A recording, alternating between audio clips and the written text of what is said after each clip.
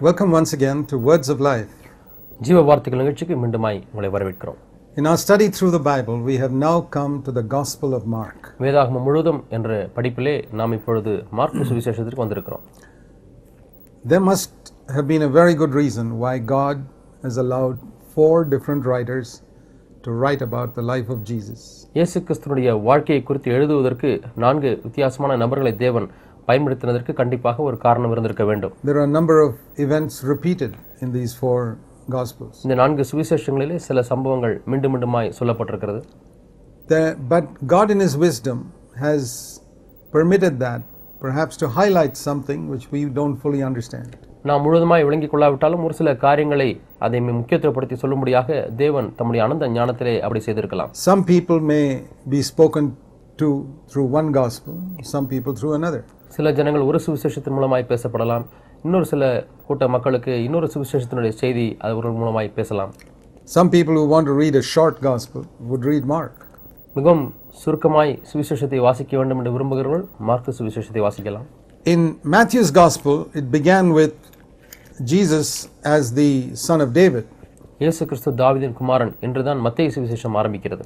So that was the theme of Matthew's gospel. ஆகவே மத்தேயு சுவிசேஷத்தினுடைய கருப்பொருளே அது என்று சொல்லலாம். For the Jewish people, he is the royal descendant of David. யூத மக்களுக்கு இவர் ராஜரீக தாவீதின் வம்சத்திலே பிறந்தார் என்பது செய்தியாகும். Mark says Jesus Christ the son of God. ஆனால் மார்க்கு சுவிசேஷத்திலே தேவகுமாரனாகிய இயேசு என்று ஆரம்பிக்கிறது. There is not so much teaching in Mark as in Matthew and in John. மத்தேயு யோவான் சுவிசேஷங்களே காணப்படுகிறது போல மார்க்கு சுவிசேஷத்திலே அவ்வளவாக போதனைக்குரிய காரியங்கள் Here இல்லை. there is more action and description of various things that Jesus did. இயேசு செய்த பல காரியங்களை விவரிக்கிறதான காரியங்கள் அவருடைய செயல்பாடுகளை குறித்து நாம் இந்த அதிகாரங்களிலே வாசிக்கிறோம். And it's a picture of the Son of God working on earth. தேவனுடைய குமாரன் இந்த பூமியிலே பணி செய்கிற இதை சித்தரிக்கிற ஒரு புத்தகம் என்று சொல்லலாம். So we begin in Mark chapter 1. Mark 1ஆம் அதிகாரத்திலே நாம் ஆரம்பிக்கலாம். One thing we notice is the prophecy of the baptism in the Holy Spirit occurs in all the 4 Gospels. பரிசுத்த ஆவியானவருடைய அபிஷேகம் என்கிற காரியமானது 4 சுவிசேஷங்களிலுமே வருகிறது. We saw that in Matthew 3. மத்தேயு 3ஆம் அதிகாரத்திலே Here in Mark 1 verse 8 again is repeated. இங்கே மத்தேயு 1:8 மீண்டுமாய் பரிசுத்த ஆவியானவராலே The prophecy of John the Baptist யோவான் ஸ்நானனுடைய தீர்க்கதரிசனம் that Jesus would baptize in the Holy Spirit and fire. அக்கினினாலும் பரிசுத்த ஆவியினாலும் இயேசு உங்களுக்கு ஞானஸ்நானம் கொடுப்பார்ங்கற யோவானுடைய தீர்க்கதரிசனம். Obviously this must be something very important if all 4 gospel writers chose to mention it at the beginning of their gospel. இந்த 4 நற்செய்தி நூல்களிலுமே இவர்களை எழுதினவர்கள் அந்த சுவிசேஷ ஆரம்பத்திலேயே எழுதுகிறார்களே, ஆகவே இது மிகவும் வெளியரங்கமாய் வெளிப்படையாய் சொல்லப்படுகிற ஒரு காரியமாக இருக்கிறது. Again we see mention of how Jesus called Simon and Andrew to follow him, verse 17. He would make them fishers of men. 17ஆம் வசனத்திலே சிமியோனையும் அந்திரேயாவையும் ஆண்டவர் மனுஷரை பிடிக்கிறவர்களாக்குவேன் என்று சொல்லி அழைக்கிறதை பார்க்கிறோம். What is the definition of a disciple? ஒரு சீஷன் என்பதனுடைய விளக்கம் என்ன? A disciple is one who learns from his master and follows his master.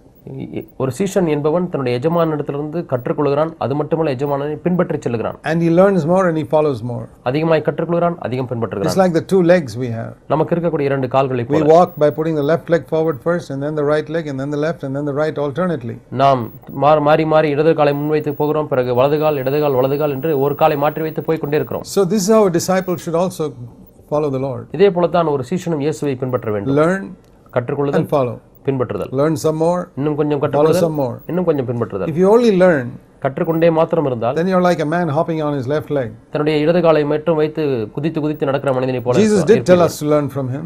என்னிடத்திலிருந்து கற்றுக்கொள்ளுங்கள் என்று மாற்றம் சொல்லவில்லை. He said in Matthew chapter 11 verse 28 and 29. 11ஆம் அதிகாரம் 28 29 வசனங்களிலே He said, "Come to me and learn from me." என்னிடத்திலே கற்றுக்கொள்ளுங்கள் என்று That's சொன்னார். very important. இது மிக முக்கியம். Learn from me, for I am gentle and humble in heart. நான் சாந்தமும் மனத்தாழ்மையுமாய் இருதயத்தில் இருக்கிறேன் என்பதை கற்றுக்கொள்ளுங்கள். He didn't tell us to learn how to preach or how to pray பிரசங்கிப்பது எப்படி, ஜெபிப்பது எப்படி என்று கற்றுக்கொள்ள சொல்லவில்லை. or even how to do miracles. அல்லது அற்புதங்களை செய்வது எப்படி என்று கூட சொல்லவில்லை. There are a lot of things that people try to imitate Jesus in. இன்றைக்கு பல காரியங்களை இயேசுவினிடத்திலிருந்து அவர்கள் அதே போல செய்ய விரும்புகிறார்கள். There are thousands of Christians who would like to imitate his healing ministry. இயேசுவுடைய குணமாக்கும் ஊழியத்தை ஆயிரக்கணக்கான மக்கள் தாங்களும் அதே போல செய்ய வேண்டும் என்று விரும்புகிறார்கள். One thing Jesus said was to learn gentleness and humility from him. ஆனால் என்னிடத்திலிருந்து கற்றுக்கொள்ளுங்கள் என்று சொன்ன காரியம் என்னவென்றால் சாந்தமும் மனத்தாழ்மையும். And I have found in my life there are very few believers who are interested in learning that. மிக மிக மிக சொற்பமான மிக சில விசுவாசிகளே இதை கற்றுக்கொள்வதில் விருப்பமாய் இருக்கிறார்கள். Many want to learn how to preach. எப்படி பிரசங்கிப்பது என்பதை அநேகர் கற்றுக்கொள்ள வேண்டும். Some want to learn how to pray. சிலர் எப்படி ஜெபிக்க வேண்டும் என்று கற்றுக்கொள்ள விரும்புகிறார்கள். Millions want to learn how to do miracles. லட்சம் மக்கள் குணமாக்குதலை பற்றி அவர் கற்றுக்கொள்ள வேண்டும், செய்ய வேண்டும் என்று விரும்புகிறார்கள். It comes to learning gentleness and humility. சாந்த மனத்தாழ்மையை கற்றுக்கொள்கிற விஷயம் வரும்போது in a church ஒரு you may சபையில் find 5 or 10, you'd be lucky if you find 5 in 1,000 people. 1000 மக்களில் 5 பேரை பார்த்தாலே நீங்கள் பாக்கியசாலிகள். But it's not only learning. கற்றுக்கொள்வது He மட்டுமல்ல, said follow me. என்னை பின்பற்றுங்கள் என்றும் சொன்னார். And here it says in verse 17, I will make you into something. நான் உங்களை ஒரு விதமாய் மாற்றுவேன் என்று சொல்லி I will make you a fisher of men. நான் உங்களை மனிதர்களை பிடிக்கிறவர்களாக்குவேன் என்று சொன்னார். What is a fisher of men? மனிதரை பிடிப்பது என்றால் என்ன? One who brings them into God's kingdom. தேவனுடைய ராஜ்யத்துக்குள்ளாய் மனிதர்களை கொண்டு வருகிறவன் தான் மனிதரை பிடிக்கிறவன். Not one who just asks them to sign a decision card or raise his hand in a meeting. தீர்மான அட்டையை கையெழுத்திடுங்கள் அல்லது கூட்டத்திலே கையை உயர்த்துங்கள் என்று சொல்லுகிறவர்கள் அல்ல. So these people were trained by Jesus to be fishers of men. ஆகவே இவர்கள் மனிதரை பிடிக்கும்படியாக இயேசுவினாலே பயிற்சி பெற்றவர்கள்.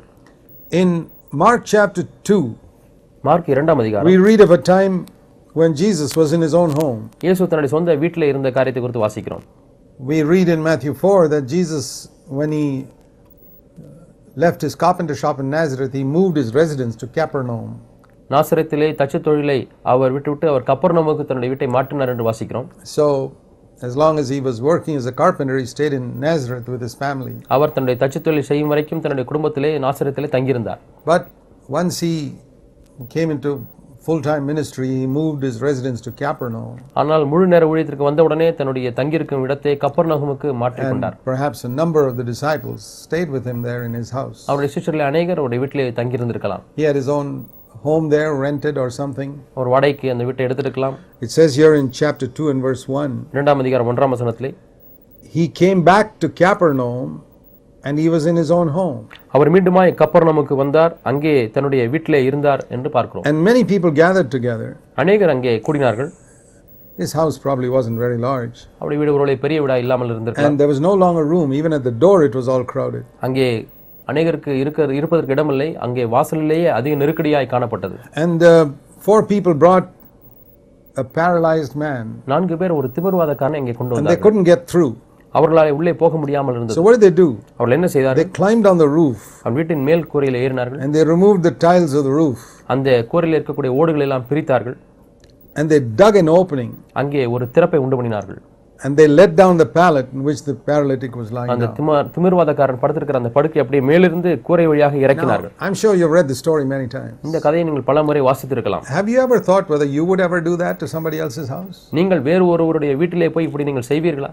எண்ணி பார்த்திருக்கிறீர்களா? Would you go up to his roof and remove all the tiles and make a hole there and lower somebody who was sick? நீங்கள் வேறு ஒருவருடைய வீட்டுக்கு போய் மேலே கூரையிலே ஏறி அங்க இருக்க ஓடுகளை எல்லாம் பிரித்து வியாதியா இருக்கிற ஒருவரை அந்த கூரை வழியா இறக்குவீர்களா? What if that man, owner of the house, got upset? அந்த வீட்டினுடைய சொந்தக்காரன் அவன் மனத்தாங்கல் அடங்கி வந்து விடுவானே. How is it these people were so bold to do it? ஆனால் இந்த ஜனங்கள் மட்டும் எப்படி இதை செய்வதற்கு அவ்வளவு தைரியம் வந்தது, துணிச்சல் வந்தது? Because it was Jesus' house. ஏனென்றால் அது இயேசுவினுடைய வீடு. And they knew Jesus will never get upset if we do that, if we just to help somebody. யாராவது ஒருவருக்கு நாம் உதவி செய்யும்படியாக இப்படி நாம் செய்தால் ஒரு காலம் இயேசு மனத்தாங்கல் அடைய மாட்டார் என்பதை அவர்கள் There's அறிந்திருந்தார்கள். something we can learn there. இதிலிருந்து நாம் ஒன்றை கற்றுக்கொள்ளலாம். That they knew Jesus as a person who valued people more than property. சொத்துக்களை காட்டிலும் பூமிக்குரிய பொருட்களை காட்டிலும் மனிதர்கள் அதிகமாக இயேசு மதித்தார் என்பதை அவர்கள் That's அறிந்திருந்தார்கள். the mark of a true man of God. ஒரு மெய்யான தேவ மனிதனுடைய அடையாளம் He இதுதான். always values people more than property. எப்பொழுதுமே சொத்துக்களை காட்டிலும் மனிதர்களை அதிகமாக மதிக்க Even if கற்றுக்கொள்கிறார். his own property is destroyed, if he can help somebody, he is happy.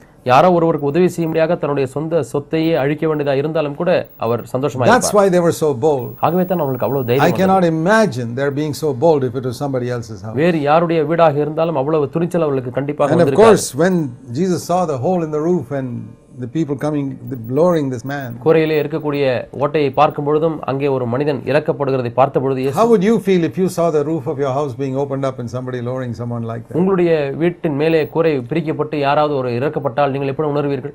your first thought may be, how am I going to repair this roof? முதலாவது எப்படி இந்த குறையை சரிபார்க்க வேண்டும், எவ்வளவு பணம் எண்ணுவீர்கள். That was not Jesus' first thought. ஆனால் இயேசு முதலாவது அது எண்ணவில்லை.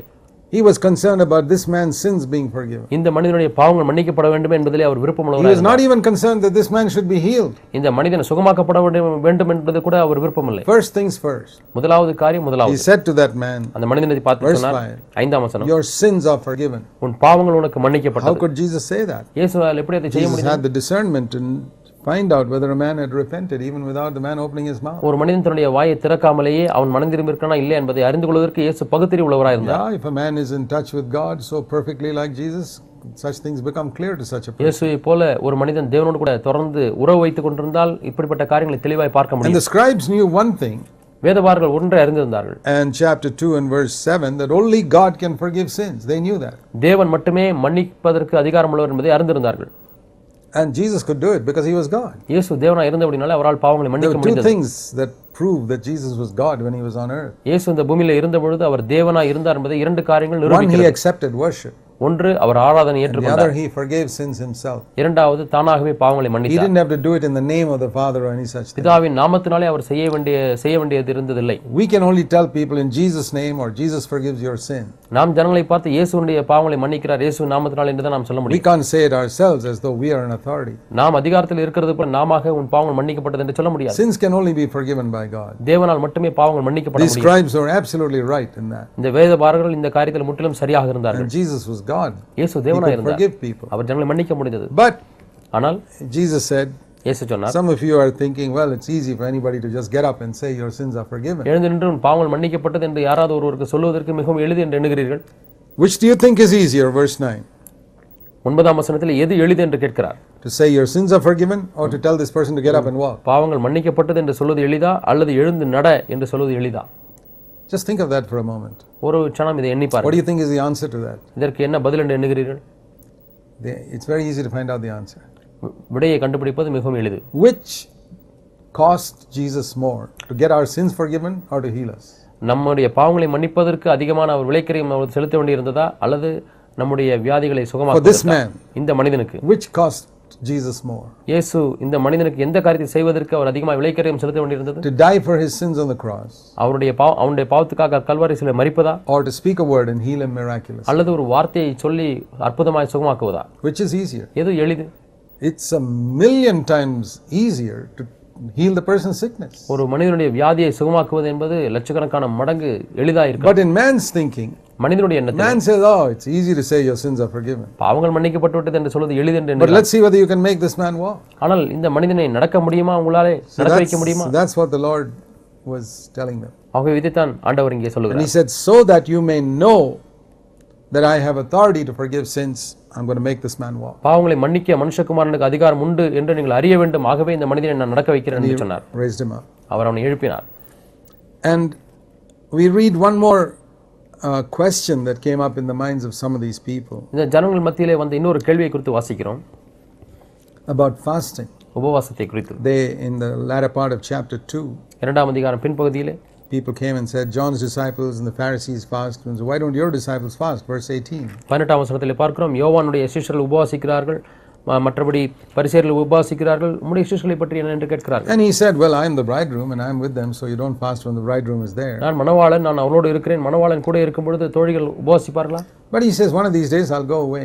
ஆனால் நான் எடுபட்டு போகும் நாட்கள் வரும். Verse 20. 20ஆம் வசனம். And then they will fast. அவர்கள் அப்பொழுது உபவாசிப்பார்கள். Because the bridegroom is not there. ஏனென்றால் மணவாளன் அவர்களோடு கூட இல்லை. And they are eagerly longing for the bridegroom to come. அவர்கள் மணவாளன் எப்பொழுது வருவார் என்று ஏக்கத்தோடு கூட காத்துக் கொண்டிருக்கிறார்கள். So that teaches us that that is one of the purposes of fasting. ஆகவே உபவாசத்தினுடைய இன்னொரு நோக்கம் இதுதான். I think fasting has got a number of purposes. உபவாசத்திற்கு பல நோக்கங்கள் உண்டு. It delivers us from the lust and love for food.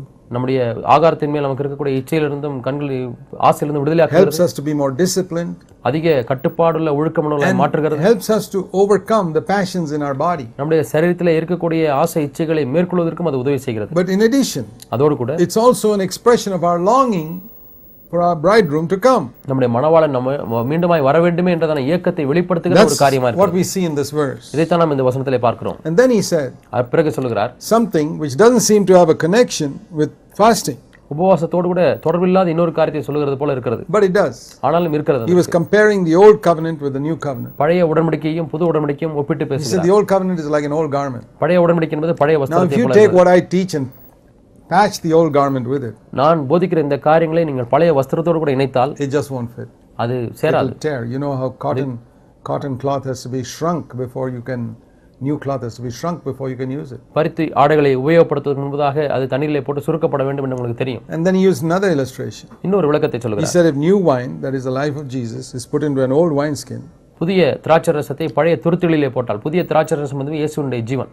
it will just burst that wineskin. அது அந்த பழைய துருத்தியை வெடித்து சிதற பண்ணும். Old covenant is not able to lead us into the life of Jesus. பழைய உடன்படிக்கை இயேசு கிறிஸ்துவினுடைய வாழ்க்கைக்குள்ளாய் நம்மை நடத்த முடியவில்லை. Then everything is lost. அப்படியானால் எல்லாமே கெட்டு போய்விடும். So what he was saying is, அவர் என்ன in the சொல்கிறார் old covenant you all fasted in a particular way. பழைய உடன்படிக்கையில் நீங்கள் எல்லாரும் ஒரு விதமாய் உபவாசித்தீர்கள். This is completely different now. ஆனால் இப்பொழுது இது The முற்றிலும் old வித்தியாசமானது. covenant was like a ritual. பழைய உடன்படிக்கையிலே அது ஒரு சடங்காச்சாரமாக Finished இருந்தது. with rituals now. இப்பொழுது சடங்காச்சாரத்தை We've முடித்து come to விட்டோம். reality. இப்பொழுது நாம் நிஜத்திற்கு வருகிறோம். We see another example in Mark chapter 3 of Jesus being angry in verse 5. Mark 3ஆம் அதிகாரம் 5ஆம் வசனத்திலே இயேசு அவர் கோபப்பட்டார் என்று பார்க்கிறோம். We already saw in our study in Matthew that one of the reasons Jesus was angry was when people were making money in the name of God. இயேசு கோபப்பட்டதற்கு ஒரு காரணம் அவர்கள் தேவனுடைய நாமத்தினாலே பணத்தை சம்பாதித்தார்கள். ஆகவே மத்தேயு சுவிசேஷத்திலே அதை கோபப்படுவதை Here பார்த்தோம். we see one more reason why Jesus was angry. இங்கே இயேசு கோபமா இருக்கிறதற்கு இன்னொரு காரணத்தை பார்க்கிறோம். Mark 3:5. மார்க் 3ஆம் அதிகாரம் 5ஆம் வசனம். He was angry because those religious leaders did not want somebody in their congregation to be delivered. தங்களுடைய சபையில் இருக்கக்கூடிய ஒரு மனிதன் விடுதலையாக்கப்படுவதில் அவர்கள் விருப்பமற்றிருந்தபடினாலே இயேசு கிறிஸ்து அவர்களை பார்த்து So long கோபமானார். as he sat there as a faithful member of the congregation, even if he was in bondage, doesn't matter. அந்த ஒரு மனிதன் சபையிலே உண்மையுள்ளவனை போல உட்கார்ந்து கொண்டிருந்து அடிமைப்பட்டு கிடந்தாலும் பரவாயில்லை. Here was this man who had this withered hand. He couldn't use perhaps the right hand for so many years. இவனுடைய கை ஒரு கை சூமின கையா இருந்தது, ஒருவேளை வலது கையா இருக்கலாம். பல ஆண்டுகளாக அதை உபயோகப்படுத்த முடியவில்லை. Imagine a man is not even able to work because his hand is withered. தன்னுடைய கை சூம்பி இருக்கிறபடினாலே அவனால வேலை செய்யவும் முடியவில்லை என்று And the எண்ணி பாருங்கள். Pharisees could not heal him. பரிசேயர்களால் அவர்களை குணமாக்க They were முடியவில்லை. not bothered that this man can't work and earn his living. ஐயோ இவனாலே வேலை செய்து சம்பாதிக்க முடியவில்லை என்று சொல்லி இவர்களுக்கு கவலையே இல்லை. They were only concerned that he should come to the synagogue and pay his tithe. இவன் ஆலயத்துக்கு வந்தால் போதும், தேவாலயத்துக்கு வந்தால் போதும், தசமபாகத்தை செலுத்தினால் போதும் என்ற விருப்பமாக That's இருந்தார்கள். how a lot of preachers and pastors are today. இன்றைக்கு அநேக பாஸ்டர்மார்களும் பிரசங்கிமார்களும் இப்படித்தான் இருக்கிறார்கள். So long as you come to the meeting and pay your tithe, கூட்டத்துக்கு வந்து கொண்டு தசமபாகத்தை செலுத்தினால் போதும், we're not much bothered about all your other problems. உங்களை மற்ற பிரச்சனைகளை குறித்தெல்லாம் எங்களுக்கு கவலை இல்லை. And Jesus was angry with religious leaders who didn't have compassion for others who were in bondage. கட்டுகளுக்குள்ளாக இருக்கக்கூடிய மற்ற மக்கள் மீது மனதுருக்கம் இல்லாத மார்க்க தலைவர்களை பார்த்து ஆண்டவர் கோபமடைந்தார். And the greatest bondage that people are in is not sickness but sin. மக்கள் இருக்கக்கூடிய பெரிய அடிமைத்தனம் வியாதி அல்ல, பாவம். Sickness will not take anybody to hell. யாரையுமே வியாதியானது நரகத்துக்கு கொண்டு செல்ல Even முடியாது. if a man has got cancer, AIDS, leprosy, all of it together, he still won't go to hell. ஒரு மனிதனுக்கு எய்ட்ஸ் வியாதியும் இருக்கிறது, தொழுநோய் இருக்கிறது, இவ்வளவு எல்லா புற்றுநோய் இருக்கிறது, இந்த எல்லா வியாதியும் சேர்ந்து ஒருவனை நரகத்துக்கு எடுத்து செல்ல முடியாது. But anger, ஆனால் கோபம் all by itself, கோபமே can send a man to hell. மனிதனை நரகத்துக்கு அனுப்ப முடியும். Lusting with the eyes, just one thing can send a man to hell. கண்களினாலே இச்சிக்கிற ஒரு காரியம் போதும் நரகத்துக்கு அவனை அனுப்பிவிடும். Whereas a man can have 100 diseases and go to heaven. ஆனால் இன்னொரு மனிதனுக்கு 100 வியாதிகள் இருந்தாலும் அவன் பரலோகத்துக்கு போக முடியும். So many people in many churches are in bondage to sin. இன்றைக்கு அநேக சபைகளில் இருக்கக்கூடிய அநேக மக்கள் பாவத்தினாலே கட்டப்பட்டிருக்கிறார்கள். And a message that can liberate them, the leaders won't let them hear it. அவர்களை விடுதலையாக்கக்கூடிய ஒரு செய்தியை கேட்பதற்கு மார்க்க தலைவர்கள் அனுமதிப்பதில்லை. Jesus is angry with that. இயேசு அப்படிப்பட்ட காரியத்திலே கோபமடைகிறார். In Mark chapter 4 you find the parables again that we considered some of them in Matthew 13. Mark 4ஆம் அதிகாரத்திலே ஒரு சில உவமைகள் சொல்லப்பட்டிருக்கிறது. அது ஏற்கனவே மத்தேயு 13ஆம் அதிகாரத்திலே நாம் பார்த்தோம். And in Mark chapter 5 we read about this woman who was healed when she touched the hem of Jesus' garment in verse 25 onwards. Mark 5ஆம் அதிகாரம் 25ஆம் வசனத்திலிருந்து படிக்கும் பொழுது இயேசு கிறிஸ்துவினுடைய வஸ்திரத்தின் ஓரத்தை தொட்ட ஒரு ஸ்திரீ குணமானதை குறித்து So வாசிக்கிறோம். many people crowded around Jesus, they were all touching him. அநேகர் இயேசுவை சூழ்ந்திருந்தார்கள், எல்லாரும் இயேசுவை தொட்டுக் கொண்டிருந்தார்கள். But one touched in faith. ஆனால் ஒரு நபர் விசுவாசத்தோடு கூட And தொட்டார். there's a lot of difference between that. அதற்கு மற்ற தொடுதலுக்கும் எவ்வளவு வித்தியாசம் இருந்தது. See, even in a meeting today, இன்றைக்கும் ஒரு கூட்டத்திலே, in our church services, நம்முடைய சபை கூட்டங்களிலே so many people crowd around Jesus. அநேகர் இயேசுவை சுற்றி So கூட்டமிட்டிருக்கிறார்கள். many of them go away empty. அநேகர் வெறுமையாகவே போய் But விடுகிறார்கள். in the midst of that, one person or two people may touch him in faith. அதன் மத்தியிலே ஒருவரோ இருவரோ விசுவாசத்தோடு கூட தொடலாம். They get something which nobody else got. மற்றவர்களுக்கு கிடைக்காத ஒன்று காரியம் அவர்களுக்கு கிடைக்கிறது. It's the same story today. இன்றைக்கும் அதே போல தான். And the Lord wanted this woman to publicly confess what இந்த she did. ஸ்திரீ என்ன செய்தாலோ அதை பொதுப்படியாக அறிக்கையிட வேண்டும் என்று தேவன் விரும்பினார். To honor her for her faith. அவளுடைய விசுவாசத்தை கனப்படுத்தும்படியாக இயேசு பொதுப்படியாக இந்த ஸ்திரீயை குறித்து அறிக்கை பண்ணினார். Jesus believed in honoring people publicly. பொதுப்படியாக ஜனங்களை கனப்படுத்துவதிலே தேவன் விருப்பமுள்ளவராய் இருந்தார். And even today he wants us to confess our faith publicly, what God has done. இன்றைக்கும் தேவன் நமக்கு செய்த காரியங்களை பொதுப்படியாக வெளிப்படையாக நாம் அறிக்கை செய்ய வேண்டும் என்று தேவன் விரும்புகிறார். We read here also of his raising Jairus' daughter from the dead. யவீரனுடைய மகள் மரித்து போயிருந்தால் அவளை உயிரோடு எழுப்புவதை குறித்து வாசிக்கிறோம். And you notice one thing here. இங்கே ஒரு காரியத்தை நீங்கள் கவனித்தீர்களா? When he came to the house, அவர் அந்த வீட்டுக்கு வந்தபொழுது Mark 5:37, mark 5:37, he did not allow anyone to go inside with him except Peter, James and John. யாக்கோபு, யோவான், பேதுருவை தவிர வேறு யாரும் தம்மோடு வருகிறதற்கு அவர் இடம் கொடுக்கவில்லை. Why was that? ஏன் அப்படி? See, Jesus doesn't want to pray for anything in the midst of people who are filled with unbelief. அவிசுவாசத்தினாலே நிறைந்த மக்கள் மத்தியில் இருந்து இயேசு ஜெபிக்க விரும்பவில்லை. That's like a room filled with smoke. You want to get out of there. ஒரு அறையிலே புகை நிரம்பி இருந்தால் நீங்கள் அதை விட்டு வெளியே போக வேண்டும் என்று Unbelief is like விரும்புவீர்கள். smoke. அவிசுவாசமும் ஒரு புகையை போல இருக்கிறது. Faith is like oxygen. விசுவாசம் என்பது பிராண வாயுவை போல இருக்கிறது. Jesus wanted to drive out all the smoke. இயேசு எல்லா புகையும் வெளியே அனுப்பிவிட விரும்பினார். And we also need to pray only with those who have faith. நாமும் கூட விசுவாசம் உள்ளவரோடு கூட சேர்ந்து தான் ஜெபிக்க Don't வேண்டும். think 300 people praying will make God hear. 300 பேர் சேர்ந்து ஜெபித்தால் தேவன் ஜெபத்துக்கு கேட்பார் என்று என்ன வேண்டாம். If so, then Jesus could have kept all the people, number of people in that room. அப்படியானால் இந்த அறையிலே இயேசு எல்லா ஜனங்களும் உள்ளே அனுமதித்து இருந்திருக்கலாம். But no, he drove them all out. இல்லை, அவர்கள் எல்லாரும் வெளியே அனுப்பி விட்டார். It's far more effective when we pray with 2 or 3 people who got faith than with hundreds of other people. விசுவாசமுள்ள 3 பேர்களிடத்தில் சேர்ந்து ஜெபித்தால் அது பிரயோஜனமுள்ளா இருக்கிறது. 100-200 பேர். There's a lesson we can learn from him. இதிலிருந்து நாம் இந்த பாடத்தை In கற்றுக்கொள்கிறோம். Mark chapter 6, மார்க் 6ஆம் அதிகாரம் is one place where we read about Jesus' own brothers and sisters. இயேசுவின் சொந்த சகோதர சகோதரிகளை குறித்து வாசிக்கிறோம். We read there that he had 4 brothers. Mark 6:3. Mark 6ஆம் அதிகாரம் 3ஆம் வசனத்திலே இயேசுவுக்கு 4 சகோதரர்கள் இருந்ததாக வாசிக்கிறோம். James, Joseph, Judas and Simon. யாக்கோபு, யோசே, யூதா, சீமோன். And sisters. அதோடு கூட சகோதரிகளும் இருந்தார். Which means at least 2, perhaps more. குறைந்தபட்சம் 2 பேர் இருந்திருப்பார்கள் அல்லது அதிகமாக இருந்திருக்கலாம். Jesus was in a family of at least 7 children. ஆகவே குறைந்தபட்சம் 7 பிள்ளைகளுடைய ஒரு குடும்பத்திலே தான் இயேசு பிறந்தார். Mary had 7 children according to this verse or more. இந்த வசனத்தின்படி குறைந்தபட்சம் 7 பிள்ளைகள் அதிகமாகவும் இருந்திருக்கலாம். And Jesus was the eldest. இயேசு தான் மூத்த மகனாய் இருந்தார். And this was in his own hometown. இது அவருடைய சொந்த ஊரிலே காணப்படுகிறது. Where it says he could not do any miracle there, verse 5. 5ஆம் வசனத்திலே பார்க்கிறோம், அங்கே அவரால் வேறொரு அற்புதமும் செய்ய Except he முடியவில்லை. healed a few sick people. ஒரு சிலரை குணமாக்கினதே அல்லாமல் வேறு அற்புதங்கள் And செய்யவில்லை. here is the place where it says he marveled at their unbelief. இங்கே Verse அவருடைய 6. அவிசுவாசத்தை குறித்து ஆச்சரியப்பட்டார் என்று 6ஆம் வசனத்திலே We வாசிக்கிறோம். saw in Matthew 8 how he marveled at the centurion's faith. மத்தேயு 8ஆம் அதிகாரத்திலே 100க்கு அதிபதியினுடைய விசுவாசத்தை குறித்து ஆச்சரியப்பட்டார். Here we read of his marveling at people's unbelief. இங்கே மக்களுடைய அவிசுவாசத்தை குறித்து ஆச்சரியப்படுகிறார். And further down in Mark 6 we read about Herod. Mark 6ஆம் அதிகாரத்தின் கீழே நாம் ஏரோதை குறித்து வாசிக்கிறோம். This is a very interesting verse about Herod here. ஏரோதை குறித்து மிகவும் சுவாரஸ்யமான ஒரு வசனம் இருக்கிறது. Even though Herod was a very evil man, ஏரோது தீமையான ஒரு மனிதனாக இருந்தாலும் கூட we read here that Herod used to enjoy listening to John the Baptist, verse 20. 20ஆம் வசனத்திலே பார்க்கிறோம், யோவான் ஸ்நானனுக்கு செவி கொடுப்பதிலே ஏரோது விருப்பமாக இருந்தான்.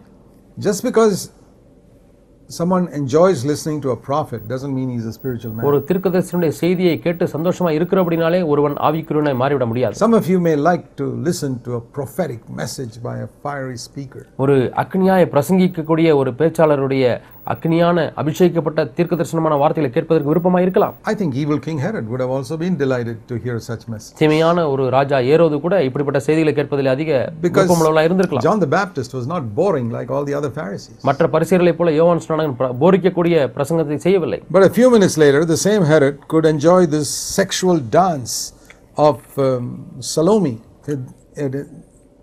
in verse 22. 22ஆம் வசனத்திலே பார்க்கிறோம். சற்று ஒரு சில வசனங்கள் தள்ளி அவன் பாலிய இச்சைக்குள்ள ஆபாசமான ஒரு நடனத்தை அவன் சந்தோஷிக்கிறான். This is exactly like a lot of Christians today. இன்றைக்கு இருக்கக்கூடிய அநேக கிறிஸ்தவர்களைப் போல You can enjoy a wonderful message Sunday morning ஞாயிற்றுக்கிழமை காலை அற்புதமான செய்தியை கேட்டு சந்தோஷிப்பார்கள். and watch a dirty movie on Sunday night and enjoy that too. ஞாயிற்றுக்கிழமை இரவிலே ஆபாசமான ஒரு படத்தை டிவியிலே பார்த்து அதையும் சந்தோஷிப்பார்கள். They think they are spiritual on Sunday morning. ஞாயிற்றுக்கிழமை காலை ஆவிக்குரியல் என்று எண்ணுகிறார்கள். No more spiritual than Herod. ஏரோதை காட்டிலும் இவர்கள் So ஆவிக்குரியலே there அல்ல. is something that we need to learn. ஆகவே இங்கே நாம் கற்றுக்கொள்ள வேண்டிய ஒரு காரியம் இருக்கிறது. In Mark chapter 7, மார்க் 7ஆம் அதிகாரம் Jesus speaks about tradition. இங்கே பாரம்பரியங்களை குறித்து பேசுகிறார். The danger of following tradition which will make us neglect God's word. பாரம்பரியத்தை பின்பற்றும் பொழுது நாம் தேவனுடைய வார்த்தை அலட்சியம் பண்ணிவிட முடியும். Throughout Jesus' ministry, he was in constant conflict with the Pharisees over the issue of tradition. இந்த பாரம்பரியம் என்று வரும்பொழுது இயேசுடைய முழு ஊழியத்திலேயும் இயேசுக்கும் பரிசேயர்களுக்கும் முரணாகவே இருந்தது. He wasn't in conflict with them over the issue of sin. பாவம் என்கிற காரியத்தை வரும்பொழுது அவர் அது முரணாக It இல்லை. was tradition.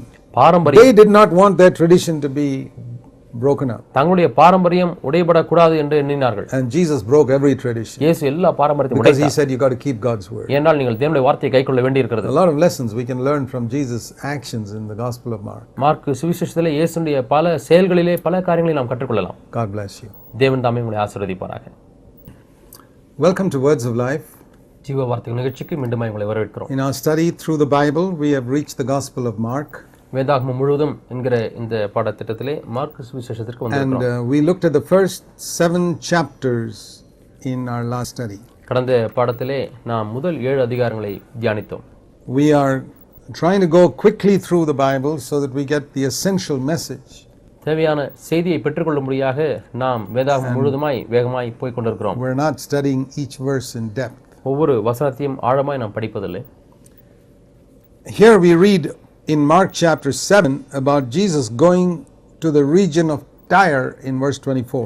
24ஆம் வசனத்திலே தீரு பகுதிகளுக்கு இயேசு போகிறதை குறித்து வாசிக்கிறோம். Now, Jesus mostly all the time stayed within the boundaries of Israel. இஸ்ரவேலின் எல்லைகளுக்குள்ளே தான் இயேசு பல நாட்களாக தங்கியிருந்தார்.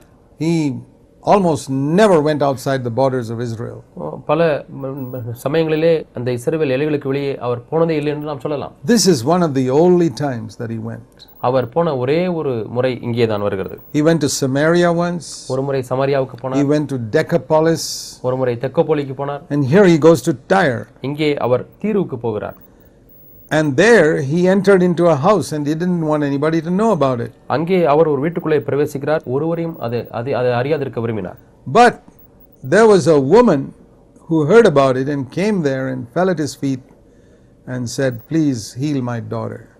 அங்கே ஒரு ஸ்திரீ இயேசு வந்ததை கேள்விப்பட்டு அவருடைய பாதத்தில் விழுந்து என்னுடைய மகளை சுகமாக்கும் என்று கேட்டார். She was not a Jew, she was a Canaanite. அவள் யூத பெண்மணி கிடையாது, அவள் கானானிய பெண்மணியாக இருந்தாள். And she kept on saying, "Please drive the demon out of my daughter." என்னுடைய மகளை பிடித்திருந்த பிசாசை தயவு செய்து துரத்தி விடுங்கள் என்று கேட்டார். And look at Jesus' reply. இயேசுடைய பதிலை பாருங்கள். Verse 27, "Let the children be satisfied first, because we can't take children's bread and throw it to the dogs." முந்தி பிள்ளைகள் திருப்தி அடையட்டும், பிள்ளைகளின் அப்பத்தை எடுத்து நாய்க்குட்டிகளுக்கு போடுகிறது நல்லதில்லை என்றார். Implying that she was a dog and she had no entitlement to children's bread. பிள்ளைகளுடைய அப்பத்திற்கு அவளுக்கு பங்கில்லை என்று மறைமுகமாக அவள் நாய் என்பதையும் சொன்னார். Now most people would be terribly offended if they heard something like that. இது போல ஒரு காரியத்தை கேள்விப்பட்டால் அநேக ஜனங்கள் மிகவும் அதிகமாய் மனத்தாங்கல் அடைந்து They'd விடுவார்கள். say, "How dare he call me a dog? என்னை நாய் என்று கூப்பிடுவதற்கு அவருக்கு எப்படி கூப்பிட முடியும் என்று Who does he கேட்பார்கள். think he is?" அவர் யார் என்று அவர் யார்? I have some sense of dignity too. எனக்கும் கண்ணியம் இருக்கிறது, கணம் இருக்கிறது. And it's because of pride, such pride, that many people never experience a miracle. இப்படிப்பட்ட பெருமையினால் தான் அநேகர் அற்புதங்களை அனுபவிக்காமல் You இருக்கிறார்கள். know why this woman experienced a miracle? இந்த ஸ்திரீ எப்படி அற்புதத்தை அனுபவித்தாள் என்று Because தெரியுமா? she took that place. அவள் அந்த இடத்தை எடுத்துக்கொண்டாள். She said, "Yes, Lord, I am only a dog." ஆமாண்டவரே, நான் நாய்தான் என்று சொன்னாள். But ஆனால் even the dogs can eat the crumbs that fall from the table. மேஜிலிருந்து விழக்கூடிய துணிக்கைகளை அந்த நாய்கள் தின்னுமே என்று சொன்னாள். And I'm not asking for the children's bread. நான் பிள்ளைகள் அப்பத்தை I'm கேட்கவில்லை, only asking for a crumb. நான் ஒரு துணிக்கையை தான் What கேட்கிறேன். is casting out the demon from my daughter? என்னுடைய மகளிடத்திலிருந்து பிசாசை துரத்துவது That's என்ன? not the children's bread. அது பிள்ளைகளுடைய அப்பம் அல்ல, This is only a crumb. அது ஒரு துணிக்கை தான். And Jesus was so amazed again மீண்டுமா இயேசு அதிகமாக ஆச்சரியப்பட்டார். and said, verse 29, 29 "Because of what you have said, because of this answer, the demon has gone out of your நீ daughter. சொன்ன அந்த வார்த்தை நிமித்தம் போகலாம், பிசாசு உன் மகளை விட்டு நீங்கி போயிட்டு. Because of this word that you have spoken. நீ சொன்ன இந்த வார்த்தையின் நிமித்தம். What was so special about this word she spoke? அவள் பேசின அந்த வார்த்தையினுடைய விசேஷத்த தன்மை என்ன? It was a word of humility. அது தாழ்மையின் வார்த்தை. Just like the centurion. அந்த நூற்றுக்கதிபதியை போலவே. He said, I am not worthy for you to come to my house. என்னுடைய வீட்டுக்கு வருவதற்கு நான் பாத்திரம் அல்ல என்று சொன்னார். So you find in both these non-Jews, இந்த இரண்டு யூதரல்லாத மக்கள், there was a tremendous humility. அவர்களுக்குள்ளாக ஒரு பெரிய தாழ்மை இருந்தது. And they had faith. அதோடு கூட அவர்களுக்கு விசுவாசம் இருந்தது. What does this teach us? இது நமக்கு என்ன போதிக்கிறது? There's a very close connection between humility and faith. விசுவாசத்திற்கும் தாழ்மைக்கும் நெருக்கமான ஒரு தொடர்பு இருக்கிறது. When a person doesn't have faith, it's probably because he doesn't have humility. ஒரு மனிதனுக்கு விசுவாசம் இல்லை என்றால் காரணம் அவனுக்கு தாழ்மை இல்லாமல் He is இருக்கலாம். offended by something or the other. ஏதோ ஒரு விஷயத்தினாலே மனத்தாங்கல் அடைந்து விடலாம். Jesus spoke some strong words to people. ஜனங்களிடத்தில் இயேசு சில சமயத்திலே கடினமான வார்த்தைகளை He called the Pharisees vipers. பரிசேயர்களை பார்த்து விரியும் பாம்பு But he called Peter Satan. ஆனால் பேதுருவையோ சாத்தான் என்று Peter didn't get offended. பேதுரு மனத்தாங்கல் அடையவில்லை. He called this person a dog. இங்கே நாய் என்று அழைக்கிறார். She doesn't get offended. அவளும் இடல் அடையவில்லை. It's not that Jesus thought she was a dog. அவள் நாய் என்று இயேசு எண்ணின நிமித்தமாய் அல்ல. And I can prove that to you. அதை நான் உங்களுக்கு நிரூபிப்பேன். We read here இங்கே நான் வாசிக்கிறோம் in verse 24 24ஆம் that from Galilee he went to Tyre. கலிலேயாவிலிருந்து தீரு வரைக்கும் இயேசு If போனார். you look at a map, that is 50 miles. நீங்கள் ஒரு வரைபடத்தை பார்த்தால் அதற்கு 50 கிலோமீட்டர் தூரம் இருக்கிறது. And Jesus walked. இயேசு நடந்தார். That means it would have taken him 17 to 18 hours. 17 இலிருந்து 18 மணி நேரங்கள் அங்கே நடப்பதற்கு பிடித்திருக்கும். That means if he started from Galilee at 4 o'clock in the morning அதிகாலை 4 மணிக்கு கலிலேயாவில் நடக்க and he ஆரம்பித்திருந்தார். walked alone அவர் தனியாக நடந்தார். in the sun, வெயிலிலே, in the night, இரவிலே, he reached Tyre at 10 o'clock at night. இரவு 10 மணிக்கு தீருவுக்கு போய் சேர்ந்திருப்பார். Would you walk from one place to another for 18 hours to help one person? ஒரு நபருக்கு உதவி செய்ய முடியாது நீங்கள் 18 மணி நேரம் நீண்ட நடைபயணத்தை செய்வீர்களா? And then at the end of it, அதனுடைய முடிவிலே it says in verse 31, he came back to Galilee again. அவர் மீண்டுமாய் கலிலேயாவுக்கு வந்து விட்டார். 18 hours back. 18 மணி நேரங்கள் மீண்டுமாய் பிரயாணம் So he was there just for maybe a day. ஆகவே அங்கே ஒரு நாள் And இருந்திருக்கலாம். as far as we know, he helped only one person. நாம் அறிந்திருக்கிற வரைக்கும் ஒரே ஒரு நபருக்கு தான் உதவி செய்தார்.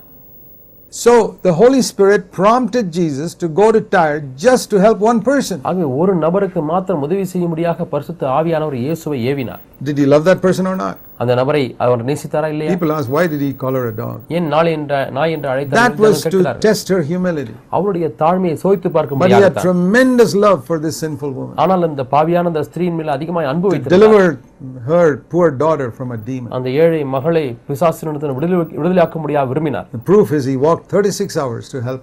அதனுடைய அத்தாட்சி என்னவென்றால் அவர் உதவி செய்வதற்காக 36 மணி நேரம் It's நடந்தார். amazing. வியப்பாய் I'm இருக்கிறது. challenged by the example of Jesus. இந்த இயேசுடைய மாதிரியினாலே நான் சவாலிடப்படுகிறேன். Jesus spoke a word, இயேசு ஒரு வார்த்தை பேசினார். and a couple of miles away, the demon goes out. எத்தனையோ மைல்களுக்கு அப்பால் இருக்கக்கூடிய பிசாசுகள் ஓடுகிறது. This teaches us that the demon doesn't have to be in front of you for you to cast out a demon. ஆகவே நீங்கள் பிசாசை விரட்டுவதற்கு உங்களுக்கு அருகாமையிலே முன்னே இருக்க வேண்டும் என்று தேவையில்லை. The demon may be in a person 2 miles away in a house. ஒரு 2 மைல்களுக்கு அப்பால் இருக்கக்கூடிய ஒரு வீட்டிலே ஒரு மனிதனை பிசாசை The பிடித்திருக்கலாம். demons can hear very well. பிசாசுகள் நன்றாக கேட்க முடியும். You don't have to shout at them. நீங்கள் அவளை பார்த்து கத்த Jesus spoke தேவையில்லை. softly, and 2 miles away the demon heard and left the daughter. இயேசு மெதுவாக பேசினார். 2 மைல்களுக்கு அப்பால் இருக்கக்கூடிய பிசாசானது ஓடிவிட்டது. In Mark chapter 8, மார்க் 8ஆம் அதிகாரம் we read another story இன்னும் ஒரு கதையை வாசிக்கிறோம். about a blind man in Bethsaida, verse 22. 22ஆம் வசனத்திலே பார்க்கிறோம். பெத்சாயிதா பட்டணத்திலே ஒரு There's குருடன் இருந்தான். another lesson we can learn here. இங்கிருந்து நான் வேறொரு பாடத்தை கற்றுக்கொள்ள முடியும்.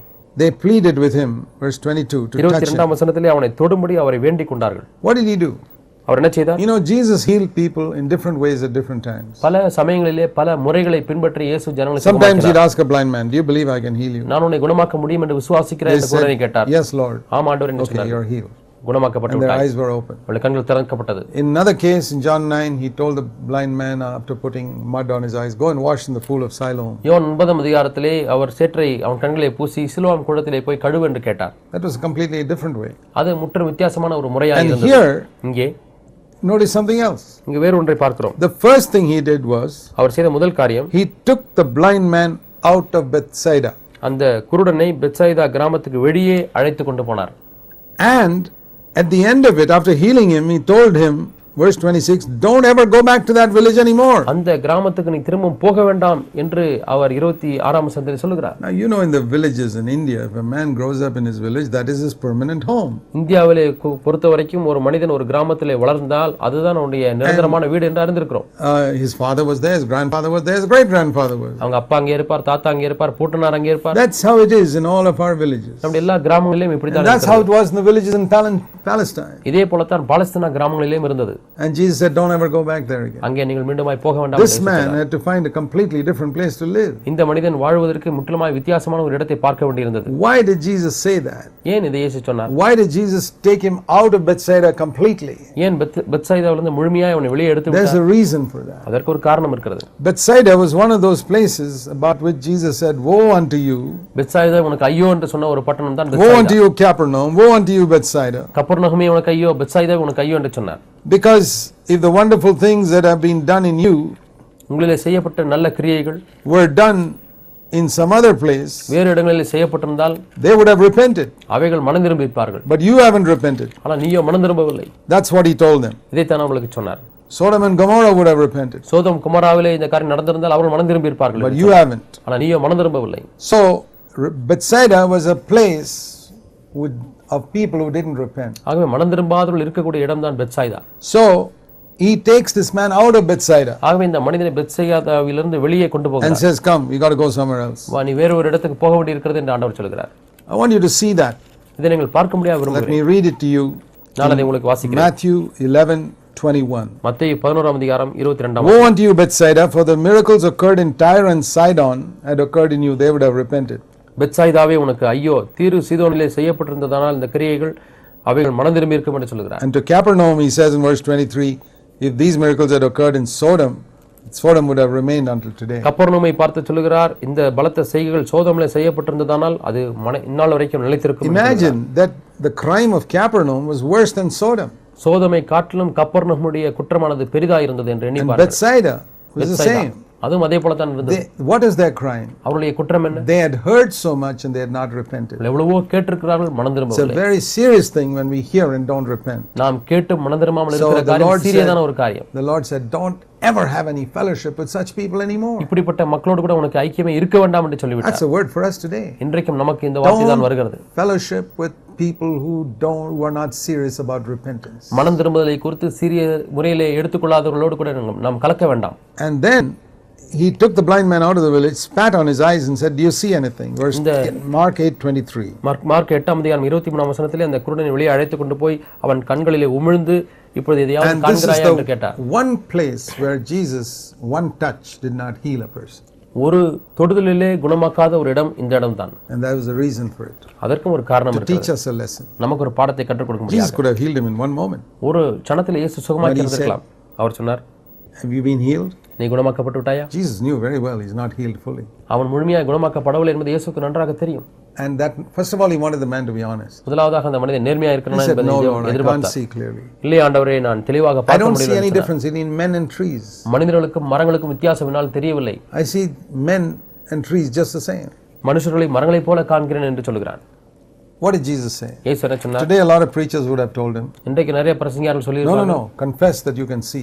இல்லை நான் பார்க்க முடிகிறது என்று அறிக்கை செய். That is faith. அதான் Even விசுவாசம். when you can't see, பார்க்க முடியாவிட்டாலும் say that you can see. நான் பார்க்க முடிகிறது என்று Then சொல். God will give you sight. அப்பொழுது தேவன் பார்வையை கொடுப்பார். How many millions of Christians are being deceived by such preachers? இப்படி எத்தனை லட்சக்கணக்கான கிறிஸ்தவர்கள் இப்படிப்பட்ட பிரசங்கங்களினால் ஏமாற்றப்படுகிறார்கள். அவள் வியாதியா இருக்கிறார்கள். And they are told to confess that they are healthy. ஆனால் நான் ஆரோக்கியமா இருக்கிறேன் என்று அறிக்கை செய்ய சொல்கிறார். Remember this, my friend. நண்பனே, இதை ஞாபகத்தில் Jesus வைத்துக்கொள். never asks you to tell a lie. ஒரு பொய் சொல்ல முடியாது இயேசு ஒரு காலம் கேட்பதே He இல்லை. doesn't ask you to say you're healthy when you're sick. வியாதியா இருக்கும் பொழுது ஆரோக்கியமா இருக்கிறேன் என்று சொல்ல தேவன் He சொல்லவே will இல்லை. never ask you to confess that you're healthy when you're sick. வியாதியா இருக்கும் பொழுது ஆரோக்கியமா இருக்கிறேன் என்று அறிக்கை செய்ய He ஒரு காலம் இயேசு wants you கேட்க to மாட்டார். speak the truth. சத்தியத்தை பேச If முடியாது. you're not fully healed, say I'm not fully healed. முழுமையாக குணமாக்கப்படவில்லை என்று சொன்னால் இல்லை என்று சொல்லுங்கள். That's what this man said. இதைத்தான் இந்த மனிதன் சொன்னான். If he had said, oh yeah, I can see, நான் பார்க்கிறேன் என்று சொல்லியிருந்தால் Jesus would have left him alone and he wouldn't have been healed. அவன் அப்படியே போயிருந்திருப்பான். இயேசு அவனுக்கு குணமாக்கப்பட்டிருக்க Thank முடியாது. God he was honest. அவன் நேர்மையாக இருந்த அப்படினால So தேவனுக்கு நன்றி. this, I believe this miracle was specially planned by the Holy Spirit to teach us a lesson in the 20th and 21st இந்த century. 20ஆம் 21ஆம் நூற்றாண்டிலே நமக்கு ஒரு பாடம் கற்றுக் கொடுக்கும்படியாக பரிசுத்த ஆவியானவரே தீர்மானித்து செய்த ஒரு What is that? அது என்ன? That when you're not healed, you don't have to say you're healed. குணமாக்கப்படாதிருக்கும் பொழுது குணமாக்கி விட்டேன் என்று சொல்லாமல் இருப்பது. What you need is to go back for prayer again. உங்களுக்கு தேவையானதெல்லாம் மீண்டுமா ஜெபத்துக்கு Jesus செல்லுங்கள். laid hands on him a second time. மீண்டுமா இயேசு அவன் மீது கையை வைத்து ஜெபித்தார். And he was healed. அவன் குணமாக்கப்பட்டான். So let's learn a lesson from that. ஆகவே இதிலிருந்து நாம் ஒரு பாடத்தை கற்றுக்கொள்வோம். And then we read in Mark 9:1. Mark 9:1 வாசிக்கிறோம். Jesus said, there are some standing here who will not taste of death until say that they see the kingdom of God come with power. இங்கே நிற்கிறவர்களிலே சிலர் தேவனுடைய ராஜ்யம் பலத்தோடே வருவதை காணும் முன் மரணத்தை ருசி பார்ப்பதில்லை என்று மெய்யாக உங்களுக்கு Now, what சொல்கிறேன். does that mean? இது என்ன பொருள்? Some people say சிலர் சொல்கிறார்கள் it refers to what is written in the next verse. 6 days later, Peter and James and John went to the Mount of Transfiguration. அடுத்த வசனத்திலே சொல்லப்பட்டிருக்கிறது அல்லவா, பேதுரு, யோவாபு, யோவான் இவர்கள் மறுரூபமலைக்கு போனார்கள், அதை குறித்து சொல்லி இருக்கிறார் என்று சொல்கிறார்கள். But it's very unlikely that in 6 days some of those people died. 6 நாட்களுக்குள்ளாக அதிலே ஒரு சிலர் மரித்திருப்பார்கள் என்பது அது நடக்காத ஒரு See what காரியம். it says in verse 1. ஒன்றாம் வசனத்திலே பாருங்கள். Some of you standing here will not die till the kingdom of God comes. இங்கே நிற்கிறவர்களிலே சிலர் தேவனுடைய ராஜ்யம் வருவதற்கு முன்பதாக அவர்கள் மரிக்க மாட்டார்கள். Most of them didn't die in the next 6 days. அடுத்த 6 நாட்களிலே அதில் அநேகர் மரிக்கவில்லை. Very unlikely. அது அப்படி So it cannot refer to the next verse. ஆகவே அடுத்த வசனத்தை குறித்து அவர் சொல்லவில்லை. The Mount of Transfiguration was not the kingdom of God coming with power. மறுரூப மலை என்பது தேவனுடைய ராஜ்யம் பலத்தோட வருகிற இடமல்ல. The kingdom of God comes through the Holy Spirit. தேவனுடைய ராஜ்யமானது பரிசுத்தாவின் அபிஷேகத்தினாலே The kingdom வருகிறது. of God we read in Romans 10:17. ரோமர் 10:17 Is வாசிக்கிறோம். righteousness, peace and joy தேவனுடைய ராஜ்யமானது நீதியும் சமாதானமும் in the சந்தோஷமும் Holy இருக்கிறது. Spirit. பரிசுத்த ஆவிக்குள்ளாக இருக்கக்கூடிய And that சந்தோஷம். came with power on the day of Pentecost. அது பெந்தேகோஸ்தே நாளிலே வல்லமையோடு கூட So வந்தது. what he was saying is, அவர் என்ன சொல்கிறார் in a என்றால், couple of years, இன்னும் ஒரு சில ஆண்டுகளிலே it'll happen. இது நடக்கும். Within that, some of you may die. அதற்குள்ளாக உங்களில் ஒரு But சிலர் some of you மரித்து will experience it. ஆனால் உங்களில் ஒரு சிலர் இதை That's அனுபவிப்பீர்கள். what he was referring to. அதைத்தான் இங்கே அவர் சொல்கிறார். Then in Mark chapter 10, mark 10ஆம் அதிகாரம் we read about this rich young ruler who came to Jesus. இயேசுவை பார்க்கும்படியாக வந்த ஐஸ்வர்யவானாகிய ஒரு வாலிபனை பார்க்கிறோம். And he said, I've kept all the commandments. நான் எல்லா கற்பனைகளையும் கைக்கொண்டேன் என்று சொல்கிறார். And notice in verse 19, 10ஆம் வசனத்தை கவனித்து பாருங்கள். Jesus mentions only commandments number 5, 6, 7, 8, 9. 5, 6, 7, 8, 9 கற்பனைகளை மட்டுமே இயேசு மேற்கோள் காட்டி சொல்கிறார். Commandments number 1, 2, 3 and 4 refer to God. Most people would have kept it. 1, 2, 3, 4 கற்பனைகள் தேவனை பொறுத்ததான காரியங்கள். ஆக அநேக ஜனங்கள் In கீழ்ப்படிந்திருப்பார்கள். Israel, almost everybody kept those. இஸ்ரவேலிலே கிட்டத்தட்ட எல்லாரும் அதை கைக்கொண்டார்கள். Not committing it, not having idols and not taking the Lord's name in vain. விக்கிரகம் இல்லாத ஒரு வாழ்க்கை, தேவனுடைய நாமத்தை வீணிலே வழங்காமல் இருப்பது. But these other ones, 5, 6, 7, 8, 9, ஆனால் 5, 6, 7, 8, 9 கற்பனைகள் he asked him. அவர் கேட்டார். He said, yeah, I've kept those. நானும் அவைகளை கைக்கொண்டேன் என்று சொல்கிறான். Now there's commandment number 10. அங்கே 10வது கற்பனையில் That refers to covetousness. அந்த 10வது கற்பனை And பொருளாசை it refers to the love of money. பண ஆசை குறித்த So கற்பனையாகும். finally, Jesus comes to the love of money. ஆகவே கடைசியாக இயேசு அந்த பண ஆசை குறித்து And he வருகிறார். said, what about the love of money? Are you willing to give away all your money to the poor? பண ஆசை குறித்து என்ன, உன்னுடைய எல்லா பணத்தையும் தரித்திரருக்கு கொடுப்பதற்கு ஆயத்தமாக இருக்கிறாயா? Then his words, his face fell when he heard those words. அந்த வார்த்தைகளை கேட்ட உடனே அவன் முகம் தொங்க போட்டுக் கொண்டான். And he went away. அவன் துக்கத்தோடு கூட போய் விட்டான். What a fool he was. அவன் எவ்வளவு புத்தியன் If he had பாருங்கள். followed Jesus, he may have been one of the apostles. இயேசுவை பின்பற்றிருந்தால் அவன் அப்போஸ்தலரிலே ஒருவனாய் மாறி He இருந்திருப்பான். may have written a book of the Bible. வேதத்தில் ஒரு புத்தகத்தை எழுதி இருந்திருப்பான். And he'd have had a glorious future in eternity. நித்தியத்திலே அருமையான ஒரு எதிர்காலம் அவனுக்கு இருந்திருக்கும். But he rejected it for the sake of money. ஆனால் பணத்தின் நிமித்தமாய் அதை தள்ளிவிட்டான். And I don't know where he is today. இன்றைக்கு அவன் எங்கே இருக்கிறான் என்று எனக்கு தெரியவில்லை. If he rejected Jesus, he went to hell. அவன் இயேசுவை வேண்டாம் என்று தள்ளி And இருந்தால் if நரகத்துக்கு that's தான் where he போயிருப்பான். is, just ask him today in hell whether he is happy with his decision. இன்றைக்கு அவன் நரகத்தில் இருந்தால் அவனை பார்த்து கேளுங்கள், நீ எடுத்த தீர்மானத்தினாலே சந்தோஷமாக இருக்கிறாயா? You think he'd say, yes, I'm happy with my decision? நான் எடுத்த தீர்மானத்தினாலே சந்தோஷமாக இருக்கிறேன் என்று Remember சொல்வானா? this, my friends. நண்பர்களே When ஞாபகத்தை the வைத்துக் Lord tells you to do something, ஒன்றை செய்ய முடியாது ஆண்டவர் if you don't do சொல்லும்போது it, நீங்கள் அதை செய்யாவிட்டால் you'll regret it throughout eternity. நித்திய காலமாக நீங்கள் அதற்காக மனம் Jesus வருந்திக் கொண்டே said, இருப்பீர்கள். இயேசு சொன்னார், There's one thing you still lack, verse 21. உன்னிடத்திலே ஒரு குறைவு இன்னும் உண்டு என்று 21ஆம் வசனத்தில் Give சொல்கிறார். up your possessions, உனக்கு உண்டானவைகளை விற்று take up the cross, நீ சிலுவை எடுத்துக்கொள், follow me. என்னை பின்பற்றி வா. That's what he needed and he rejected. இதுதான் அவனுக்கு தேவையா இருந்தது, அதையும் அவன் தள்ளிவிட்டான். Jesus said it's very hard for a rich man, verse 25, to go through into the kingdom of God. ஐஸ்வர்யவான் தேவனுடைய ராஜ்யத்தில் பிரவேசிப்பது மிகவும் கடினமான காரியம் என்று இயேசு Because சொல்கிறார். rich people don't have a sense of need. ஏனென்றால் ஐஸ்வர்யவான்கள் தேவை என்ற உணர்வுக்குள்ளாய் வருவதில்லை. It's very difficult for them to be poor in spirit. ஆவியிலே எளிமையாக இருப்பது அவர்களுக்கு கடினமான And காரியம். then the disciples said, hey, then how can anybody be saved? அப்படியானால் யார் ரட்சிக்கப்பட முடியும் என்று சீஷர்கள் கேட்கிறார்கள். Jesus said, God has to do it. தேவன் தான் இதை செய்ய It is வேண்டும். impossible with men. மனிதனால் இது கூடாதுதான். Chapter 10, verse 27. All things are possible with God. தேவனால் எல்லாம் கூடும். This verse must be looked at along with Mark chapter 9, இந்த வசனத்தை மார்க் 9ஆம் அதிகாரம் where Jesus told a demon-possessed boy's father, அங்கே பிசாசு போயிட்டு தன்னுடைய தகப்பனத்தை சொன்னாரே, when that man asked Jesus, can you do anything for us? எங்களுக்காக ஏதாவது செய்ய முடியுமா என்று அந்த தகப்பன் கேட்டார். Jesus said in Mark 9 verse 23, if you can believe, all things are possible. மத்தேயு 9:23 நீ விசுவாசிக்க கூடுமானால் விசுவாசிக்கிறவனுக்கு எல்லாம் கூடும் என்று சொன்னார். Notice these two verses. இரண்டு வசனங்களை கவனித்து பாருங்க. Mark 10:27, mark 10:27 all things are possible with God. தேவனால் எல்லாம் கூடும். And Mark 9:23, mark 9:23 all things are possible to the one who believes. நீ விசுவாசிக்கிறவனுக்கு எல்லாம் கூடும். Have you thought of what Jesus said? இயேசு சொன்னதை எண்ணி பார்த்தீர்களா? Two things. இரண்டு காரியங்கள். All things are possible with God. தேவனால் எல்லாம் கூடும். That we can understand. அதை நாம் விளங்கிக் கொள்ளலாம். But all things are possible for the one who believes. ஆனால் விசுவாசிக்கிறவனுக்கு எல்லாம் கூடும் என்று பார்க்கிறோமே. It's amazing what Jesus taught. இயேசு சொன்ன காரியம் வியப்பாய் How இருக்கிறது. important faith is. விசுவாசம் எவ்வளவு It's முக்கியம். not all things are possible for a holy man ஒரு பரிசுத்தவானுக்கு எல்லாம் கூடும் என்று அல்ல. or a humble man. ஒரு தாழ்மையுள்ளவனுக்கு எல்லாம் கூடும் என்று அல்ல. Faith. விசுவாசம். Without faith it is impossible to please விசுவாசம் God. இல்லாமல் தேவனிடத்திலே பிரியமா இருப்பது கூடாத காரியம். In Mark chapter 11, mark 11 Jesus teaches us a very important lesson in praying with faith. விசுவாசத்தோடு கூட ஜெபிக்கக்கூடிய ஒரு முக்கியமான பாடத்தை இயேசு கற்றுக் கொடுக்கிறார். He says in verse 24, 24 whenever you pray, எப்பொழுது நீங்கள் ஜெபம் ask for பண்ணுகிறீர்களோ something, எதையாவது கேட்டுக்கொள்ளும் பொழுது believe that you receive them, பெற்றுக்கொள்வோம் என்று விசுவாசியுங்கள், then you'll get it. அப்பொழுது உங்களுக்கு கிடைக்கும். Now this is not confessing a lie. இது ஒரு பொய்யை அறிக்கையிடுவது அல்ல. You have a witness in your heart உங்கள் உள்ளத்திலே ஒரு God has heard your prayer. தேவனின் ஜெபத்தை When do கேட்டுக்கொண்டார். you get it? அந்த தைரியம் வரும்போது You have to keep praying and praying and praying and praying till you get the witness in your heart. உங்களுடைய உள்ளத்திலே அந்த சாட்சி வரும் வரைக்கும் நீங்கள் ஜெபித்துக் கொண்டே இருக்க வேண்டும். Till then you don't have an assurance. அதாவது உங்களுக்கு நிச்சயம் வரும் வரைக்கும் ஜெபித்துக் கொண்டே இருக்க வேண்டும். But at a certain point, ஆனால் ஒரு குறிப்பிட்ட you have கட்டத்திலே faith. உங்களுக்கு விசுவாசம் God has heard my prayer. தேவன் ஜெபத்தை கேட்டார். And then at that particular time, அந்த நேரத்தில் தான் we can believe we have received the answer. நாம் ஜெபத்தை பதிலை பெற்றுக்கொண்டோம் என்று விசுவாசிக்கலாம். And there's one important condition here. இங்கே ஒரு முக்கியமான நிபந்தனை உண்டு. Make sure, verse 25, you have forgiven anybody you got anything against. உங்களுக்கு யார் மீதாவது எந்த குறை இருக்குமானால் நீங்கள் அவர்களை மன்னித்து விட்டீர்கள். Forgiveness, lack of forgiveness is a big hindrance to faith. விசுவாசத்திற்கு வரக்கூடிய பெரிய தடை என்னவென்றால் மன்னிக்காமல் இருப்பது. In Mark chapter 12 verse 41 to 44, mark 12:41-44 வரை we have that beautiful story of the widow offering 2 little mites to ஒரு God. ஏழை விதவை வந்து 2 துட்டுக்கு சரியான காசை போடுகிறதை குறித்து And வாசிக்கிறோம். there we see அங்கே that பார்க்கிறோம் God values a person's heart more than the amount he gives. தேவன் ஒருவன் கொடுக்கக்கூடிய தொகையை காட்டிலும் அவனுடைய இருதயத்தை அதிகமாக மதிப்பு செய்கிறார். Whereas many preachers will give great value to a man who gives a lot of money. அநேக பிரசங்கிமார்கள் அதிகமாக பணம் காணிக்கையாக கொடுக்கிறவனை அதிகமாக மதிப்பார்கள். God gives preference to the person who's given his life. தன்னுடைய வாழ்க்கையை தேவனுக்கு கொடுக்கிற ஒரு மனிதனுக்கு தான் முன்னுரிமை கொடுக்கிறார். She gave all that she had, it says. அவள் தனக்கு இருந்த எல்லாவற்றையும் கொடுத்தாள் என்று வாசிக்கிறோம். 44ஆம் வசனம். Chapter 13 is somewhat similar to Matthew 24. மத்தேயு 24ஆம் அதிகாரத்துக்கும் மத்தேயு 13ஆம் மார்க் 13ஆம் அதிகாரத்துக்கும் ஒரு ஒப்புமை உண்டு. There's one thing Jesus said here.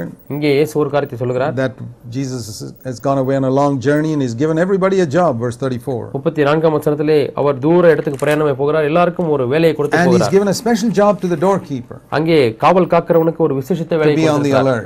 அவன் விழித்திருக்கும்படியாக சொல்கிறார். The doorkeeper is like a porter who prevents wrong people from getting inside the house. தவறான மக்கள் வீட்டுக்குள்ளாய் வருவதை தடுக்கக்கூடிய ஒரு காவல்காரனை போல தான் இருக்கிறார். Every church needs a doorkeeper. ஒவ்வொரு சபைக்கும் ஒரு காவல்காரன் தேவை.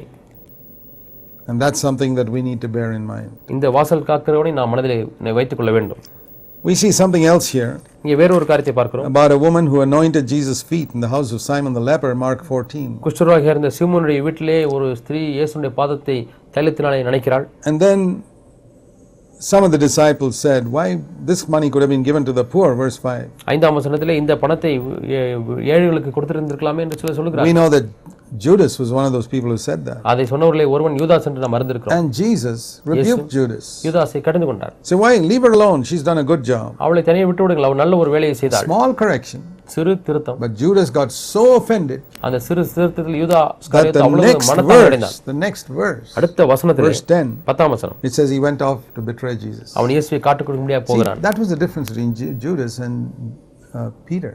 யூதாசுக்கும் பேதுருக்கும் இதுதான் வித்தியாசம். Peter was called Satan and he didn't get offended. சாத்தானே என்று பேதுரு அழைக்கப்பட்டான், ஆனால் மனத்தாங்கல் அடையவில்லை. Judas, such a small correction, don't leave this woman alone. ஆனால் சிறு திருத்தம் செய்யப்படும் பொழுது இந்த ஸ்திரியை விட்டுவிடுங்கள் என்று சொன்ன பொழுது யூதாஸ் தாங்கிக் கொள்ள முடியவில்லை. அது போதுமானதா இருந்தது. Some people can't get a public correction even for a small thing. சில ஜனங்கள் பொதுப்படியாக திருத்தப்பட விரும்புவதே இல்லை சிறு காரியத்திற்கு கூட. They are the followers of Judas. அவர்கள் யூதாஸை பின்பற்றுகிறார்கள். Others who will accept even a big correction. மற்றவர்கள் பெரிய திருத்தத்தை கூட ஏற்றுக்கொள்வார்கள். They are the followers of Peter. அவர்கள் பேதுருவை பின்பற்றுகிறார்கள்.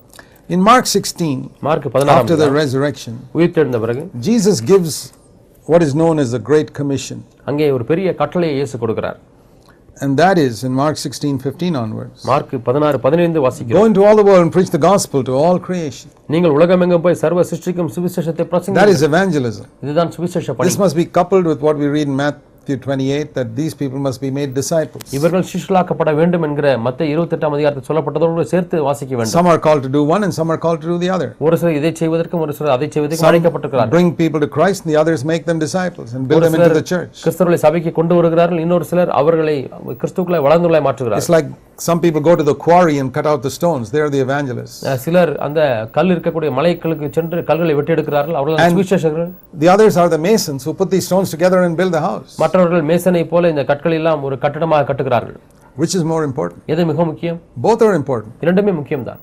Somebody has to cut the stones. யாரோ ஒரு கல்லை வெட்ட வேண்டியிருக்கிறது. Somebody has to build the house. யாரோ ஒரு வீட்டை கட்ட So வேண்டியிருக்கிறது. there's no competition between the evangelist and the disciple maker. சுவிசேஷ பணி செய்கிறவருக்கும் சீஷத்துவ பணி செய்கிறவருக்கும் போட்டி இல்லை. But where a person is going into new areas அங்கே புதிய இடங்களுக்கு to போகும்போது evangelize, சுவிசேஷ பணி செய்வதற்கு the Lord gives them supernatural ability. அவர்களுக்கு இயற்கைக்கு அப்பாற்பட்டதான வல்லமையை He ஆண்டவர் says you can கொடுக்கிறார். cast out demons, பிசாசுகளை விரட்டலாம், you'll speak with new languages, புதிய பாஷை நவநாவுகளை you'll lay hands பேசலாம், on the sick and they'll recover. வியாதியஸ்தர்கள் கைகளை வைப்பீர்கள், அப்பொழுது அவர்கள் This சுகமாவார்கள். is the one place where Jesus spoke about the gift of tongues. இந்த ஒரு இடத்துல தான் இயேசு அந்நிய பாஷை பேசுகிற வரத்தை குறித்து சொல்கிறார்.